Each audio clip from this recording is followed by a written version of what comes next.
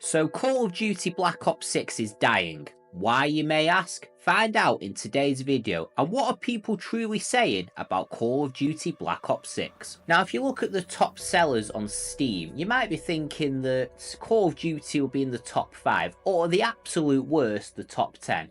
Well, that's where you're heavily mistaken. So as you can see, Counter-Strike 2 has gone up 2 places and it's now in second place. Well, technically first place, but Steam Deck doesn't really count as a game, so we're not counting that.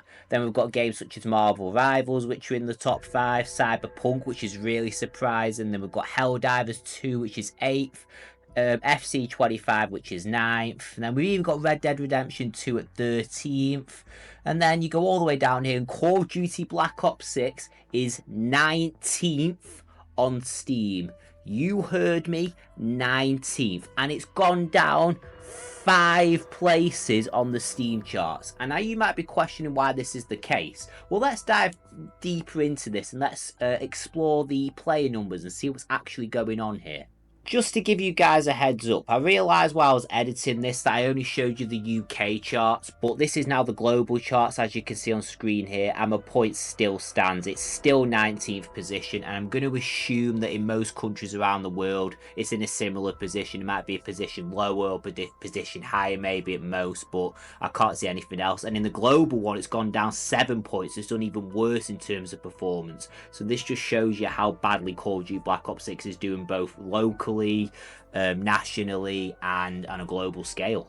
So now this is the Steam charts for the Steam player base on Call of Duty. So the reason it's Call of Duty, not Call of Duty Black Ops 6, is because Call of Duty is sort of all linked together now. Ever since Modern Warfare 2 released, it's always been sort of this integrated system. So it's Modern Warfare 2, Black Ops 6, Modern Warfare 3.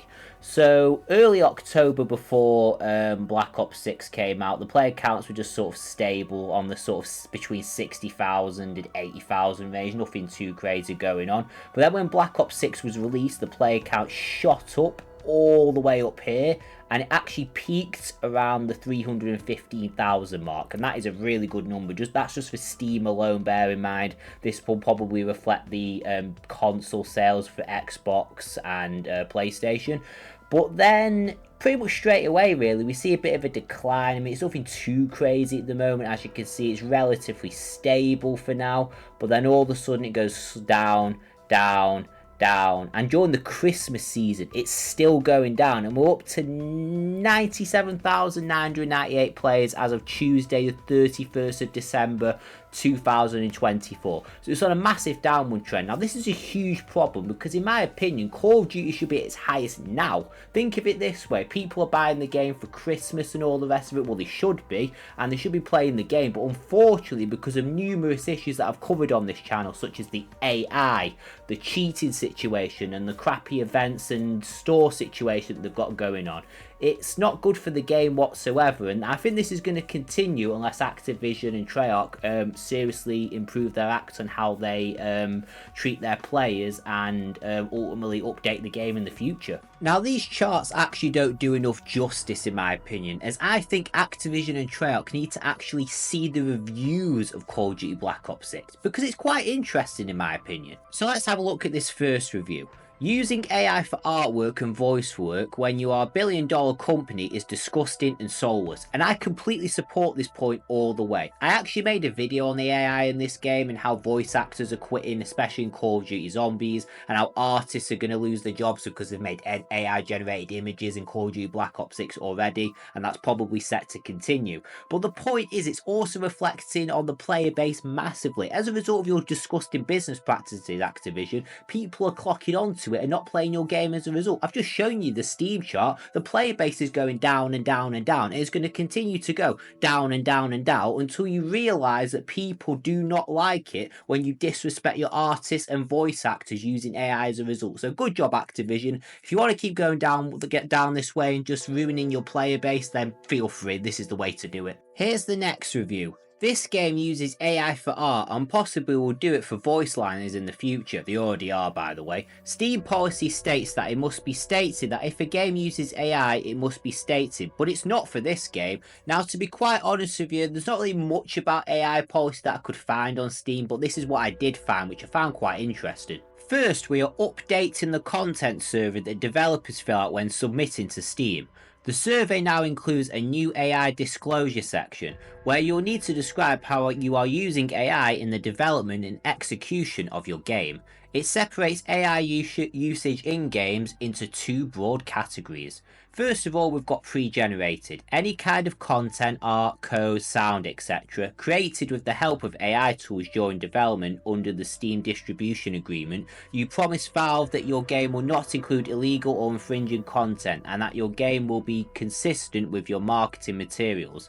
In our pre-release review, we will evaluate the output of AI generated content in your game the same way we evaluate all non-AI content, including a check that your game meets those promises. Live generated.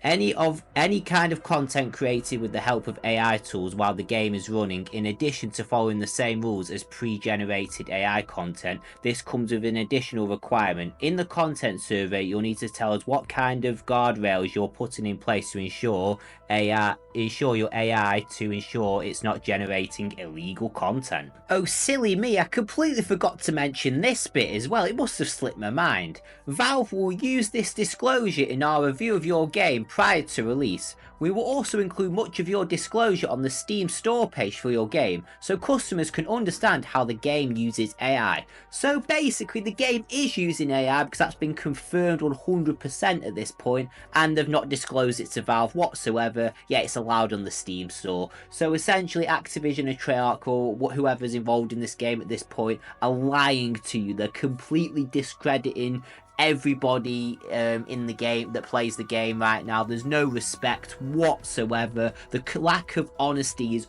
unbelievable. They won't even say that they're using AI when it's so obvious it's actually a joke. And the fact that on the Valve Steam store they're allowed to keep it on there when there's clearly a disclosure agreement which states that it should be included in order to give customers an idea of how AI is being used. There's none of that, and I've even checked myself. It does not exist. There's no disclosure agreement whatsoever. It doesn't say anything about AI content at all, even though it is being used in the game, and that's absolutely disgusting. And they wonder why they're losing players. There is another reason. And here's the last review I'd like to discuss as well. I was really enjoying the game. Zombies is pretty solid. You know what? I actually agree with that. The problem is and the reason I'm downvoting this game is because of the ranked multiplayer. How is Call of Duty this old and they don't have a way to rejoin a match that you're kicked from due to a connection or whatever reason comes up? Heck, one game I didn't even lose connection and got kicked due to an error on COD's end and still got a 15-minute suspension. That is ridiculous. So this is another issue. People being suspended, banned, etc. for no fault of their own, and it's just because of the crappy server issues that I mentioned in my last video. It's an absolute joke, man. And the fact that he got a 15-minute suspension, which would be on his account, by the way, as if he's some kind of cheater or hacker or someone that just leaves games constantly, is a massive, massive problem. And if it's on CODs, then they should be able to, the server should be able to distinguish that it was their fault, therefore he shouldn't be punished for it. But instead, the servers don't recognise that, and he'll just get banned, and it's really, really sad to see. And this is, again, another reason players are being treated so poorly as a whole when it comes to things like servers and connection and hacks and cheats and all the rest of it. They've just lost faith completely. The only saving grace of this game is zombies, and even that's at a questionable state at the moment, because I think that'll go downhill if they continue not to patch some of the maps, but it's nowhere near as bad compared to multiplayer and Warzone as it stands. It's really heartbreaking to see. Anyway, guys, I'm going to leave it there, but that is the reason that the Call of Duty player base is ultimately going downhill, and it's really sad to see, and I know you guys don't want that, but, you know, we just have to live with it. But I'm going to leave it there. Don't forget to like, comment, and subscribe, and I'll see you guys on the next video. Have a good new year. Peace out.